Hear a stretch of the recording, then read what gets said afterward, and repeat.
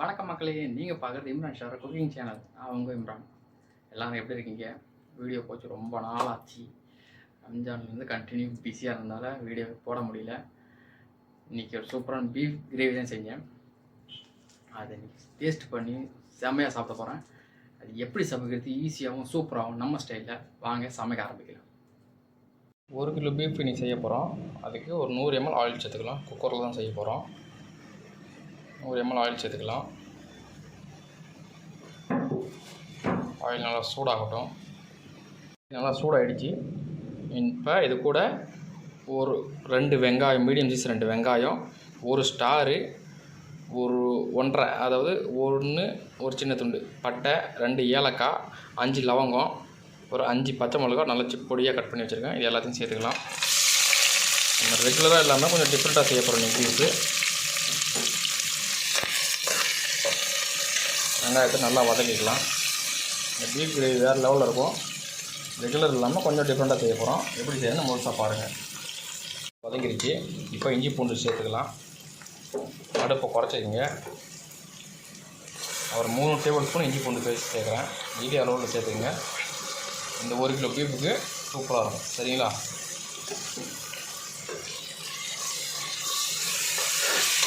ஒரு நிமிஷம் இந்த பச்சை வாசனை போகிற வரைக்கும்.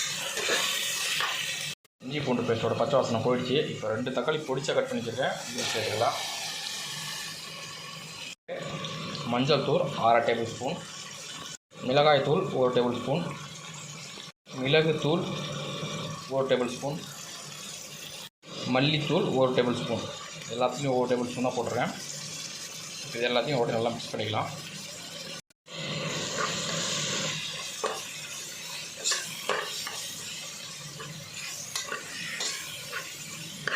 ஒரு 2 நிமிஷம் நல்லா இது வதக்குங்க.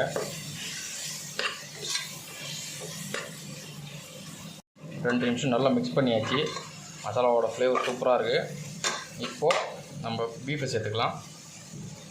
நான் 1 கிலோ போன்லெஸ் பீஃப் தான் வாங்கியிருக்கேன். நல்லா கட் பண்ணி வாஷ் பண்ணி வச்சுருக்கேன். இப்போ இதை சேர்த்துக்கலாம்.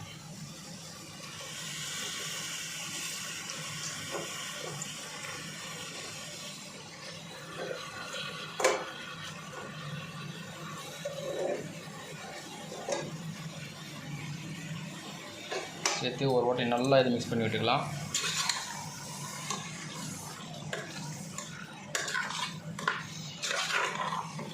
தேவையான உப்பு கொஞ்சமாக கூட சேர்த்துக்கங்க. டேஸ்ட் பண்ணிட்டு சேர்த்துக்கலாம். சரிங்களா? உப்பு அதிகமாகிடுச்சின்னா சாப்பிட முடியாது. ஸோ கொஞ்சமாக சேர்த்துக்கங்க. பீஃப் ரெடி ஆனதுக்கப்புறம் டேஸ்ட் பண்ணிட்டு அப்போ கூட உப்பு சேர்த்துக்கலாம். நல்லா மிக்ஸ் பண்ணியாச்சு. ஃப்ளேவரே வேறு லெவலில் இருக்குது. இப்போது இன்னொன்று ஐட்டம் சேர்க்க போகிறேன்.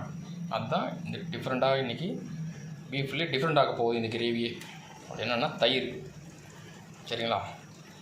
8 தயிர் எடுத்துருக்கேன். இதுவும் சேர்த்து நல்லா மிக்ஸ் பண்ணிக்கலாம். தயிர் ஒரு டேஸ்ட்டும் கிரேவியோட என்ன சொல்கிறது, பீஃப் இது மிக்ஸ் பண்ணி சாப்பிடும்போது அந்த கிரேவியோட டேஸ்ட்டு வேறு லெவலில் இருக்கும்.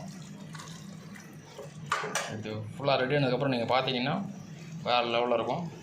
முழுசாக பார்த்து ட்ரை பண்ணி பாருங்கள். செம்மையாக இருக்கும் பீஃபு. பீஃப்லேருந்தும் தண்ணி வர ஆரம்பிச்சிருச்சு. இப்போ நம்ம கொஞ்சமாக தண்ணி சேர்த்துக்கலாம். நம்ம கிரேவி தண்ணியாக வேணும்னா திக்காக வேணும். அதனால் தண்ணி கொஞ்சமாக சேர்த்தா போதும். இப்போ நல்லா மிக்ஸ் பண்ணி ஒரு 1/2 மணி நேரம் குக்கரை மூடி வச்சுருவோம். 1/2 மணி நேரத்தில் 10 நிமிஷம் ஹை ஃப்ளேம்லேயும் 20 நிமிஷம் லோ ஃப்ளேம்லேயும் கறியை வேக வச்சு எடுத்துக்கலாம். சரிங்களா? மூடுறதுக்கு முன்னாடி உப்பு டெஸ்ட் பண்ணிங்க. தேவைப்பட்ட சேர்த்துக்கு. நான் போட்ட உப்பு கரெக்டாக இருக்குது. ஸோ இப்போ குக்கரை மூட போகிறேன். உப்போட அளவு நான் மசாலா போட்ட ஸ்பூனோட 1/2 ஸ்பூன் போட்டால் உப்பு கரெக்டாக இருக்கும். சரிங்களா? இப்போ குக்கரை மூடி விட்டுருவோம். உப்பு ரெடி ஆகிடுச்சு பாருங்கள். கரெக்டாக 1/2 மணி நேரம் விட்டேன். வேறு லெவலில் அப்படியே சாஃப்டாக பூ மாதிரி வெந்துருச்சு கறி. சூடாக இருக்குது. இல்லைன்னா நான் உங்களுக்கு பேசி காட்டுருவேன். இப்போ அடுப்பு ஆஃப் பண்ணிட்டேன். கடைசியாக கொத்தமல்லி மட்டும் தூவி விட்டு இறக்கிட வேண்டியதான். நல்லா தாராளமாக எடுத்து நல்லா கட் பண்ணி மிக்ஸ் பண்ணி விட்டோன்னு வச்சுக்கிங்க, வேறு லெவல் ஃப்ளேவர் தூக்கல் ஆகிடும். நமக்கு சூப்பராக இருக்குல்ல? ரொம்ப தண்ணியாக இல்லாமல் ரொம்ப டைட்டாகவும் இல்லாமல் ஒரு கிரேவி நமக்கு கரெக்டான பாத்தில் இருக்குது. மறக்காமல் ட்ரை பண்ணுங்கள் மக்களே. இன்றைக்கி நான் ஒயிட் ரைஸ் கூட தான் சாப்பிட போகிறேன். ஸோ வாங்க சாப்பிட்லாம் மக்களே. இன்றைக்கி நம்ம செஞ்ச பீஃப் கிரேவி வேறு லெவலில் ஒயிட் ரைஸில் போட்டு சாப்பிட போகிறேன். டேஸ்ட் பண்ணிட்டு சொல்கிறேன் எப்படி இருக்குன்னு.